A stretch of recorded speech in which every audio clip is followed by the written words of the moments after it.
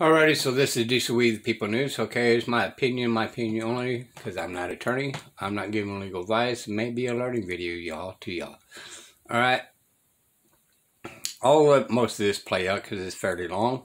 However, innocent person staying in jail because of rules and feelings from a judge. Just saying. So, yeah. Expect justice from the justices. That actually creates a doctrine for the police to be able to have a license to mangle you. I'm going to keep it simple. All right? Or steal from you. But there is no law saying that they can do these things. It's just a doctrine. Right? They made themselves kings. I've got a Supreme Court case here. It's kind of interesting, and so you have to bear with me. The legal concept underneath this is kind of complicated. Okay, there we go. But the issue we're discussing is not. And here's the thing. If you get the Supreme Court of the United States to hear your case, it's a pretty big deal. It's mathematically quite difficult. They turn down the vast majority of cases presented to them, and they pick and choose the ones that they claim are the most important, and they handle those. So, I'm going to stop right there. Like the 14th Amendment, somebody challenged the 14th Amendment.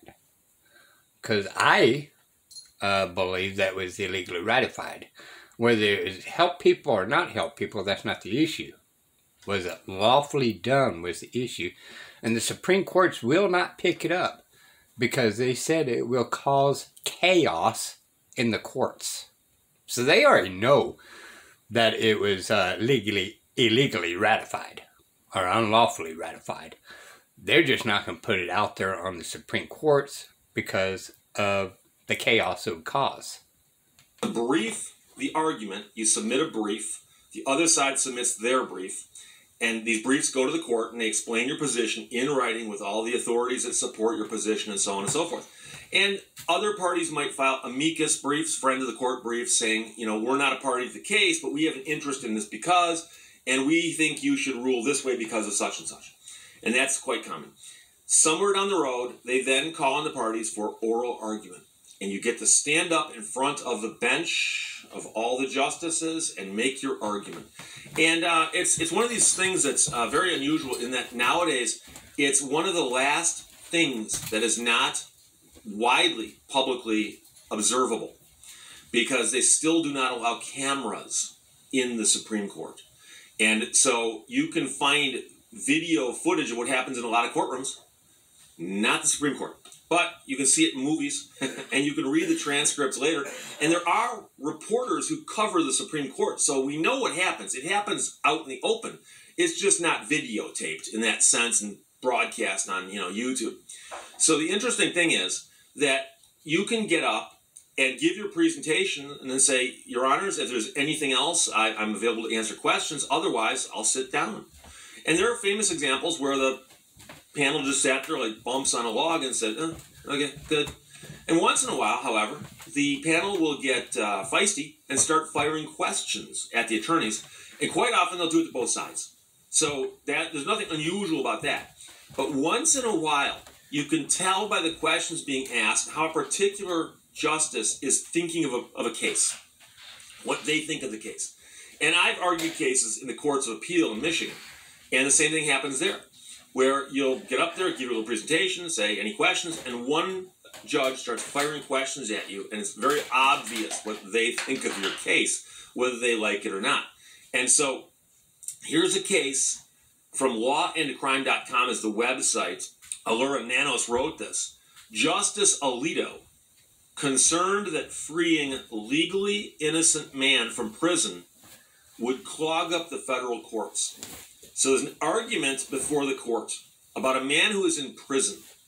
And a very good argument can be made that the guy is innocent. And we know it. They know it. Everyone knows it. But he's still in prison on a technicality. And now they're saying that, at least up till now, he can't get released because of this technicality. So he's in front of the Supreme Court, his attorneys are, arguing this case. And Justice Alito apparently is concerned that if we let this guy go, it might clog up the courts because we'll have to let other people go who are legally innocent. So here we go. Supreme Court of the U.S. heard oral arguments Tuesday in a complex federal criminal case that highlights the difference between legal innocence and factual innocence.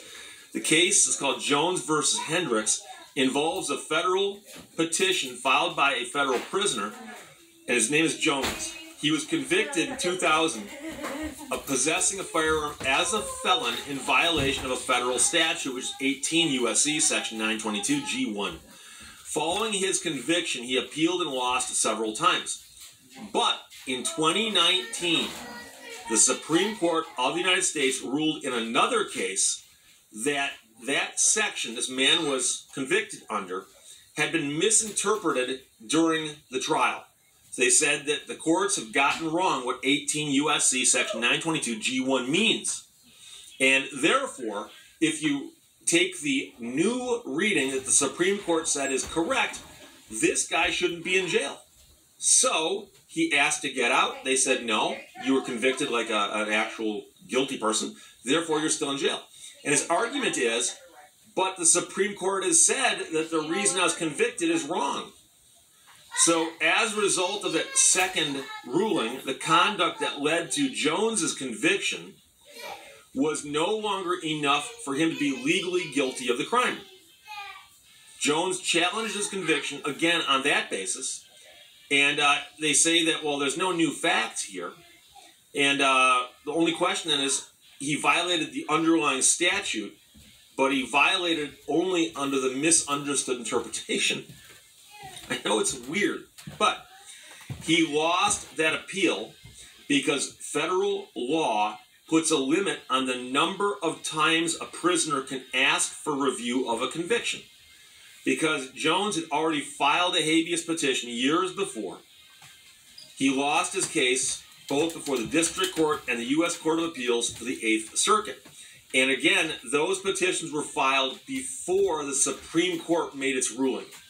So arguably, they're saying that he should not have filed any appeals until the law got overturned. Then he could file his appeal and get out. But how do you know they're going to do that? In a practical sense, Jones's case seems maddeningly illogical. The Eighth Circuit ruled against Jones on the basis that he should have raised his claim in his first petition, but if he had raised the claim at that time, he would have lost because the second ruling hadn't been made yet.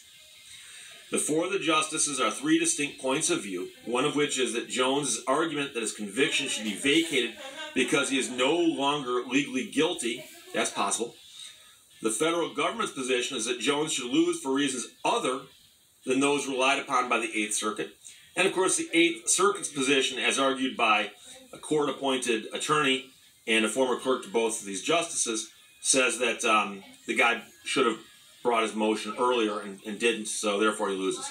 Now, here's the question.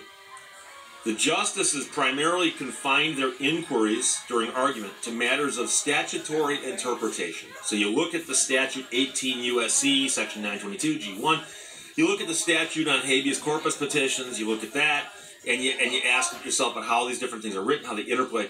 And at sometimes, some of the justices mention the question of whether Jones's legal innocence under the revised statutory interpretation raises questions of underlying fairness and justice. So some people dared to say, let's not talk about all these rules for a split second. Just for a second, let's put it aside and ask ourselves, what's fair here? What would justice be? This guy is not guilty. The law he was convicted under, as interpreted today, he did not break. He shouldn't be in prison. Could we at least consider that for a moment along with everything else? So, most of the discussion was relegated to whether federal rules actually foreclose the relief Jones is looking for. The rules in question surround whether a prisoner may file successive habeas petitions. So in other words, you file a habeas corpus petition and it doesn't get granted. Now you're angry, so you file another one. Well, that didn't work either. You file another one. And by the way, there are people who are vexatious filers who just simply sit there and file cases because they're in prison and they don't have much else to do. And so I understand that you can draw a line and say, okay, you can only file so many petitions. But you think there'd be a catch-all that says, unless justice otherwise requires, or something like that. Because there are a lot of catch-alls and statutes in case they missed something or didn't anticipate something, such as what could happen in the future. Okay? Questions from the bench headed in another direction, however, when Justice Alito questioned Deputy Solicitor General Eric Fagan, who argued on behalf of the Department of Justice.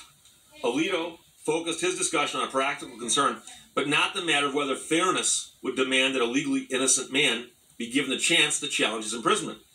Rather, Alito asked about what the ruling might mean for the workload of the federal courts. Here's the question. Do you have any concern about the complexity of the rule that you're advocating?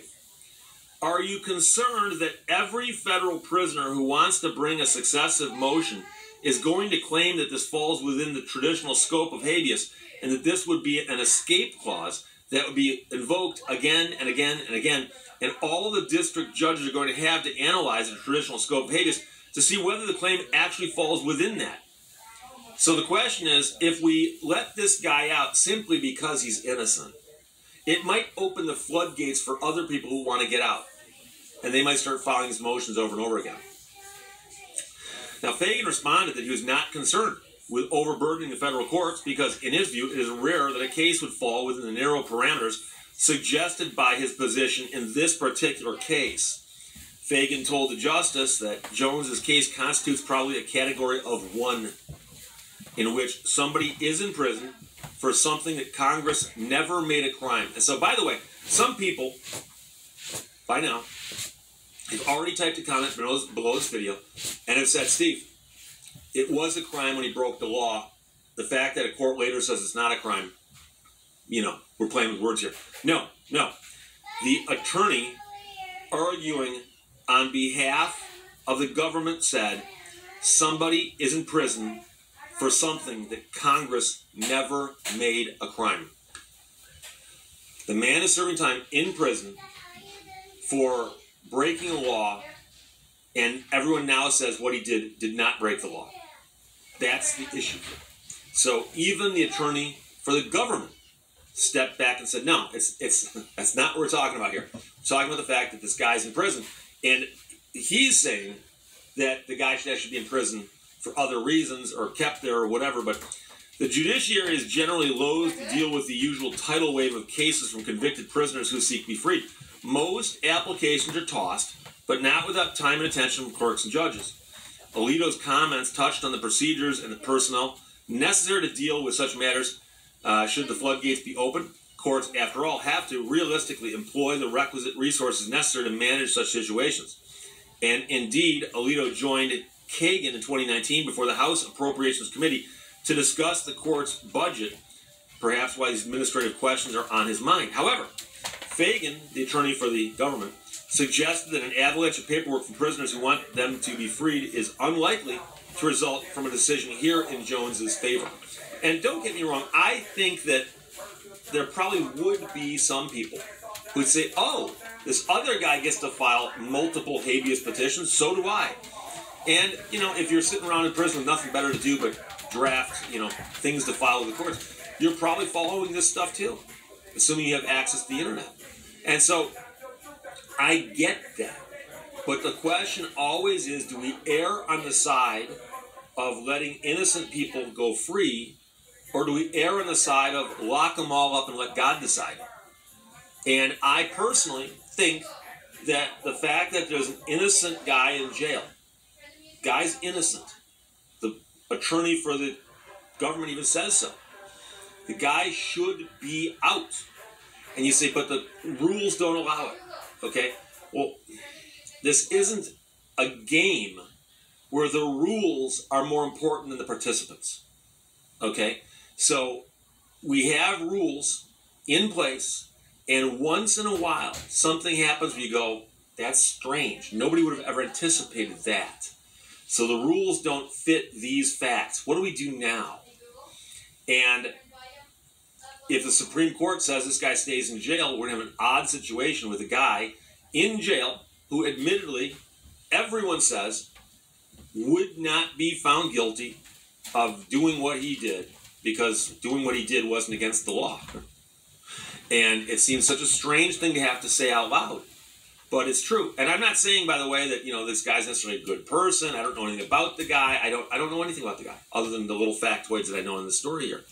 But I do have a problem with a case where everyone looks at it and goes, yeah, he's innocent, but the rules don't allow us to let him out. Because, and I get back to the earlier thing about just justice, and I'm not trying to preach here, but overarching all of this ought to be the concept that we're going to do what's right. And doing what's right is not following the rules blindly. And we've all seen situations where something is programmed to do something blindly. And it goes off track and it keeps, you know, like bumping into the wall or something. But we're not robots. We're not programmed like that. You know, it ought to be something that we can look at and go, okay, clearly there's a problem here. Clearly there's a problem here. There's got to be some way to resolve this problem other than saying, no, we're going to blindly follow the rules and let an innocent man sit in jail. So, crazy story. Chad sent it to me. Thanks a lot. From lawandcrime.com, Elura Nanos wrote that Justice Alito concerned that freeing legally innocent man from prison would clog up the federal courts. Questions or comments? Put them below. Let's talk to you later. Yeah, going by feelings. We cannot have our courts clogged up. I mean, they're clogged up enough already. I mean, the United States, we have more prisoners in prison than any other country. For a country that has a constitution of we the people. Just think about that, y'all. Reagan did a prison for profit. Alright, so when people goes out on parole, the bond is running out of time. So they wait until the prisoner comes out to collect the bond, and then they are hoping that he'll commit another crime and get another bond and put him back in. So when the prisoners were released, if they don't act straight, they're doing as the government wishes for them to do, the prisoners, right? Just saying. Do so with the People News. I don't know, y'all. You explain this. Because according to our Constitution, a couple of fellows back in the old days said it was better for one guilty man to be set free than it is for one innocent man to go to prison. Then another one says it is better for 50 guilty people to be set free than it is for one innocent person to be in prison. Then another one says it's better for 100 people guilty to be set free than it is for one innocent person to go to prison. Does that sound like this is the case? Or does it sound like the Supreme Courts are ignoring we the people? Just saying, y'all. These are We the People News. Bye, y'all.